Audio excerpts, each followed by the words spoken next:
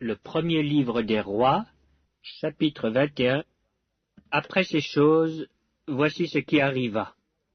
Naboth de Jizréel avait une vigne à Jizréel, à côté du palais d'Akab, roi de Samarie. Et Akab parla ainsi à Naboth. Cède-moi ta vigne pour que j'en fasse un jardin potager, car elle est tout près de ma maison. Je te donnerai à la place une vigne meilleure, ou, si cela te convient, je te payerai la valeur en argent. Mais Naboth répondit à Akab, que l'Éternel me garde de te donner l'héritage de mes pères. Akab rentra dans sa maison, triste et irrité, à cause de cette parole que lui avait dite Naboth de Jizréel, je ne te donnerai pas l'héritage de mes pères. Et il se coucha sur son lit, détourna le visage, et ne mangea rien. Jézabel, sa femme, vint auprès de lui et lui dit, « Pourquoi as-tu l'esprit triste et ne manges-tu point ?» Il lui répondit, « J'ai parlé à Naboth de Jizréel, et je lui ai dit, « Cède-moi ta vigne pour de l'argent, ou si tu veux, je te donnerai une autre vigne à la place. » Mais il a dit, « Je ne te donnerai pas ma vigne. » Alors Jézabel, sa femme, lui dit, « Est-ce bien toi, maintenant, qui exerces la souveraineté sur Israël? Lève-toi, prends de la nourriture, et que ton cœur se réjouisse. Moi, je te donnerai la vigne de Naboth de Jizréel. » Et elle écrivit au nom d'Akab des lettres qu'elle scella du sceau d'Akab et qu'elle envoya aux anciens et aux magistrats qui habitaient avec Naboth dans sa ville. Voici ce qu'elle écrivit dans ces lettres. Publiez un jeûne. Placez Naboth à la tête du peuple et mettez en face de lui 2 méchants hommes qui déposeront ainsi contre lui. Tu as maudit Dieu et le roi, puis menez-le dehors, lapidez-le et qu'il meure.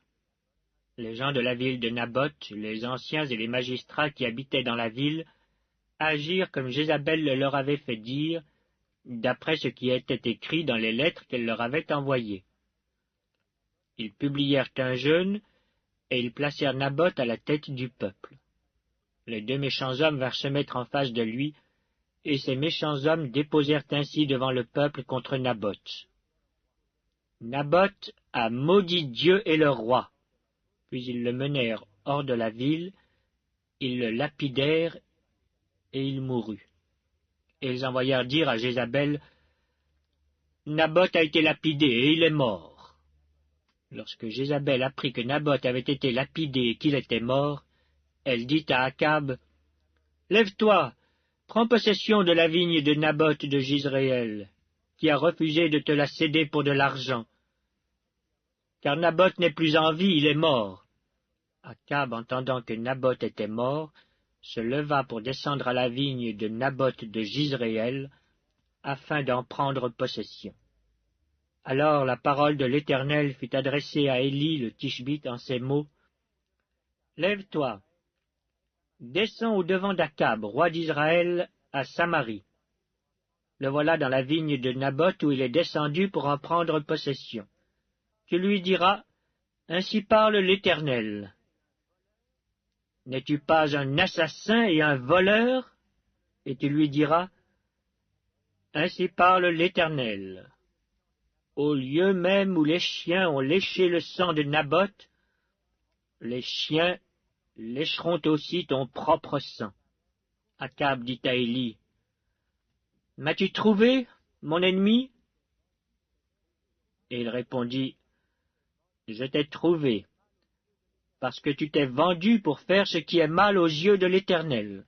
Voici, je vais faire venir le malheur sur toi, je te balayerai, j'exterminerai quiconque appartient à Akab, celui qui est esclave et celui qui est libre en Israël, et je rendrai ta maison semblable à la maison de Jéroboam, fils de Nébat, et à la maison de Baïcha, fils d'Achija, parce que tu m'as irrité et que tu as fait pécher Israël.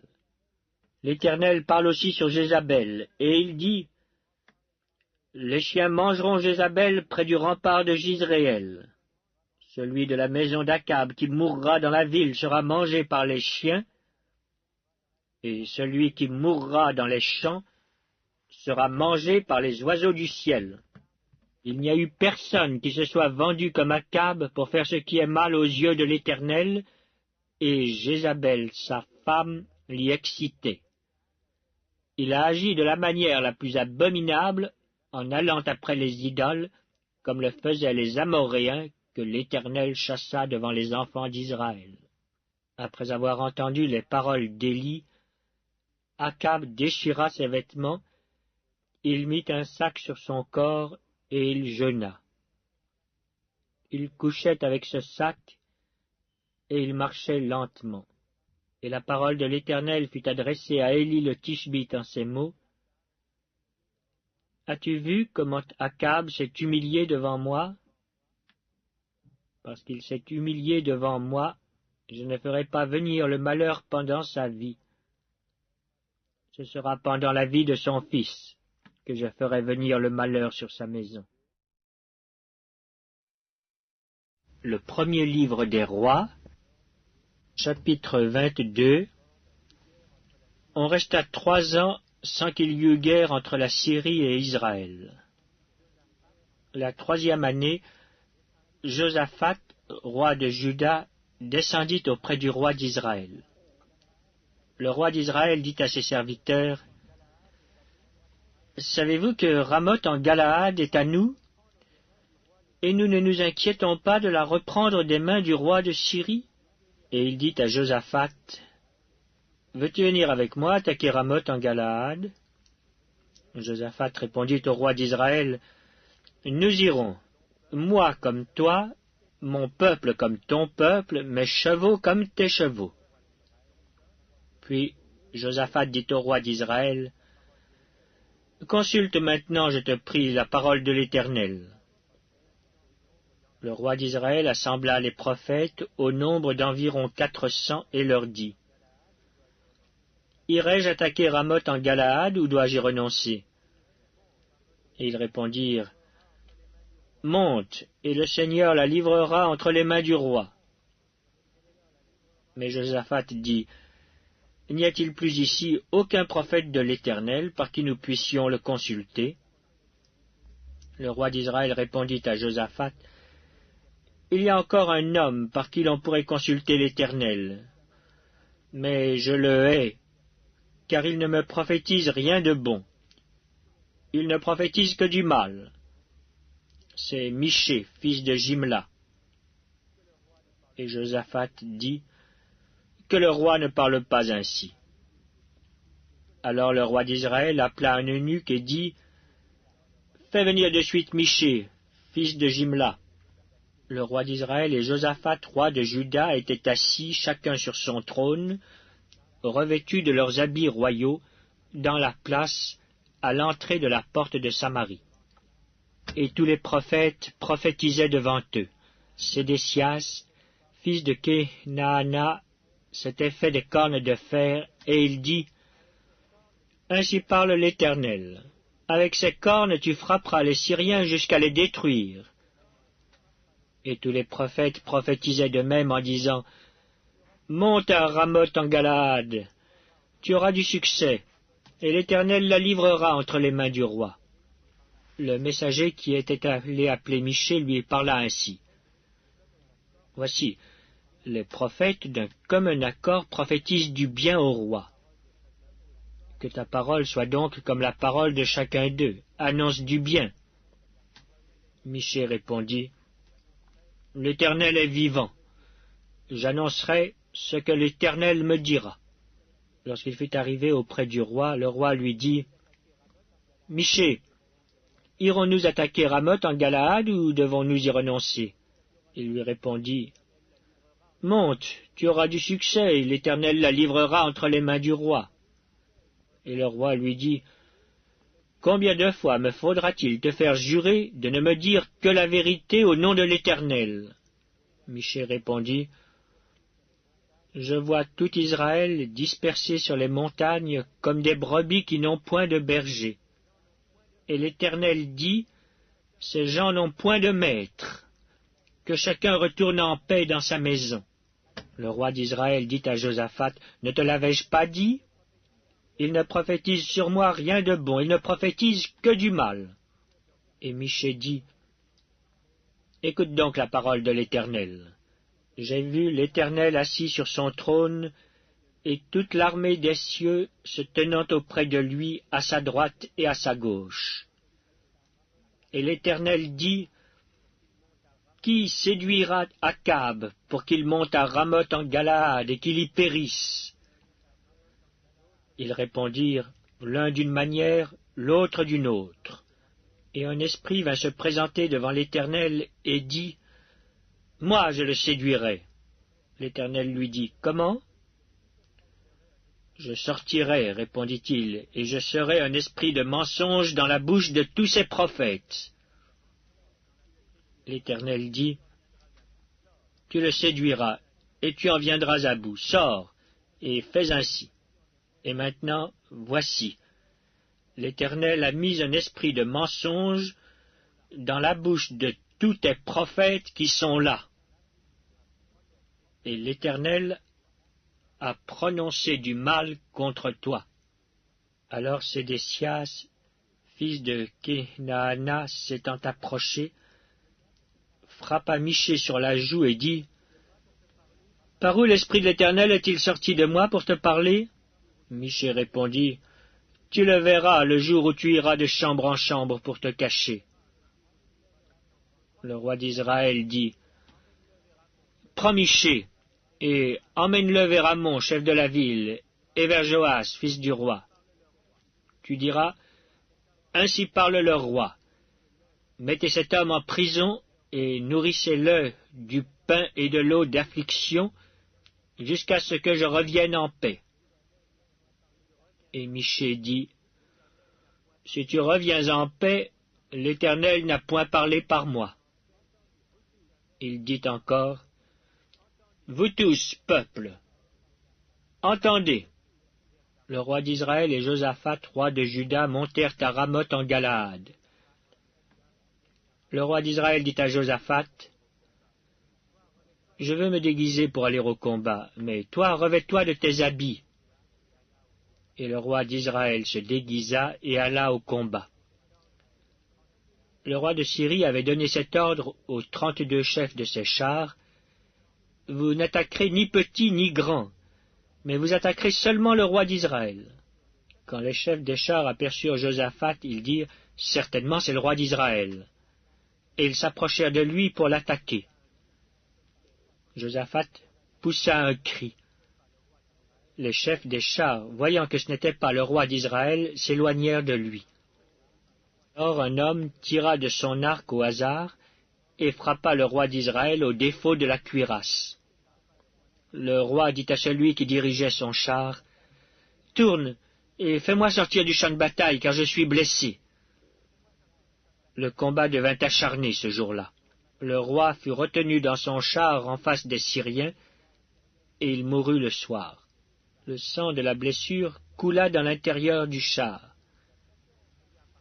Au coucher du soleil, on cria par tout le camp, « Chacun à sa ville, et chacun dans son pays. » Ainsi mourut le roi qui fut ramené à Samarie, et on enterra le roi à Samarie.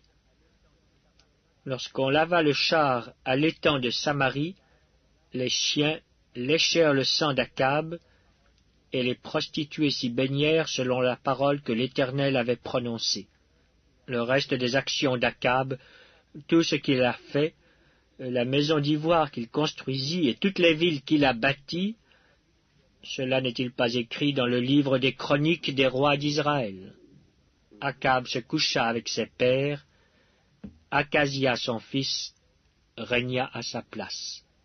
Josaphat, roi de Juda, Akazia, roi d'Israël.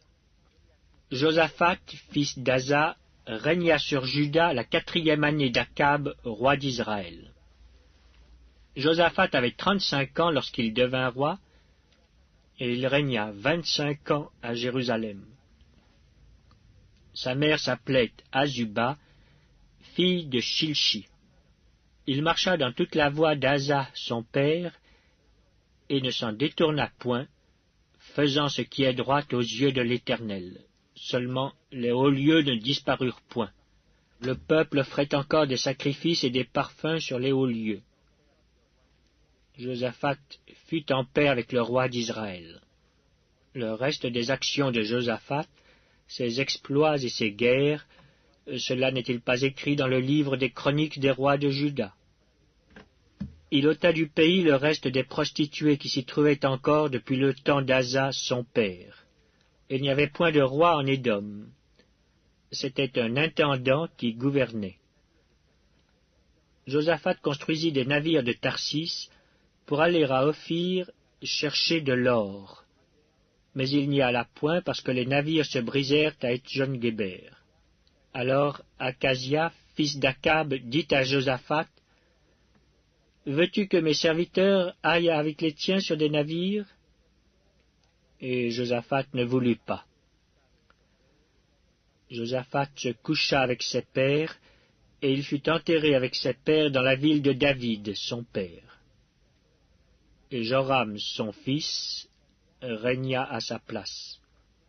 Acasia, fils d'Akab, régna sur Israël à Samarie la 17e année de Josaphat, roi de Juda. Il régna 2 ans sur Israël. Il fit ce qui est mal aux yeux de l'Éternel, et il marcha dans la voie de son père, et dans la voie de sa mère, et dans la voie de Jéroboam, fils de Nébat, qui avait fait pécher Israël. Il servit Baal, et se prosterna devant lui, et il irrita l'Éternel, le Dieu d'Israël, comme avait fait son père. Le second livre des rois, chapitre 1. Moab se révolta contre Israël après la mort d'Akab. Or, Acasia tomba par le treillis de sa chambre haute à Samarie, et il en fut malade. Il fit partir des messagers et leur dit, « Allez, consultez Baal-Zébub, dieu d'Écron, pour savoir si je guérirai de cette maladie. » Mais l'ange de l'Éternel dit à Élie, le Tishbite, « Lève-toi, monte à la rencontre des messagers du roi de Samarie, et dis-leur, est-ce parce qu'il n'y a point de Dieu en Israël que vous allez consulter Baal-Zébub, dieu d'Écron? C'est pourquoi, ainsi parle l'Éternel, tu ne descendras pas du lit sur lequel tu es monté, car tu mourras. » Et Élie s'en alla. Les messagers retournèrent auprès d'Acasia, et il leur dit, « Pourquoi revenez-vous » Ils lui répondirent, « Un homme est monté à notre rencontre et nous a dit, « Allez, retournez vers le roi qui vous a envoyé, et dites-lui, « Ainsi parle l'Éternel. Est-ce parce qu'il n'y a point de Dieu en Israël que tu envoies consulter Baal-Zébub, dieu d'Écron?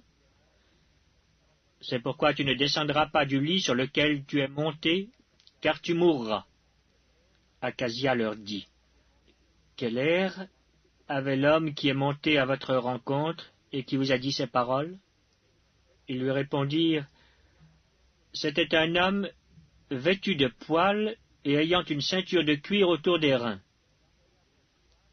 Et Acasia dit, « C'est Élie, le Tishbite. » Il envoya vers lui un chef de 50 avec ses 50 hommes.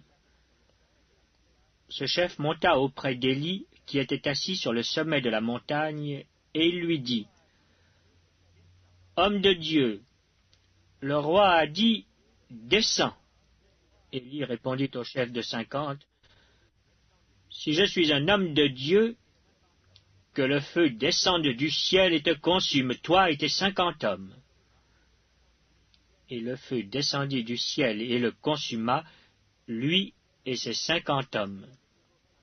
Acasia envoya de nouveau vers lui un autre chef de 50 avec ses 50 hommes. Ce chef prit la parole et dit à Élie, « Homme de Dieu, ainsi a dit le roi, hâte-toi de descendre. Élie leur répondit, si je suis un homme de Dieu, que le feu descende du ciel et te consume, toi et tes 50 hommes. Et le feu de Dieu descendit du ciel et le consuma, lui et ses 50 hommes. Akazia envoya de nouveau un troisième chef de 50 avec ses 50 hommes. Ce troisième chef de 50 monta. Et à son arrivée, il fléchit les genoux devant Élie et lui dit, en suppliant, « Homme de Dieu, que ma vie, je te prie, et que la vie de ces 50 hommes, tes serviteurs, soit précieuse à tes yeux. Voici, le feu est descendu du ciel et a consumé les 2 premiers chefs de 50 et leurs 50 hommes. Mais maintenant, que ma vie soit précieuse à tes yeux. » L'ange de l'Éternel dit à Élie, « Descends avec lui, n'aie aucune crainte de lui. » Élie se leva et descendit avec lui vers le roi. Il lui dit, « Ainsi parle l'Éternel. Parce que tu as envoyé des messagers pour consulter Baal-Zébub, dieu d'Écron, comme s'il n'y avait en Israël point de Dieu dont on puisse consulter la parole, tu ne descendras pas du lit sur lequel tu es monté, car tu mourras. » Akazia mourut selon la parole de l'Éternel prononcée par Élie. Et Joram régna à sa place, la seconde année de Joram, fils de Josaphat, roi de Juda, car il n'avait point de fils. Le reste des actions d'Akazia et ce qu'il a fait, cela n'est-il pas écrit dans le livre des chroniques des rois d'Israël?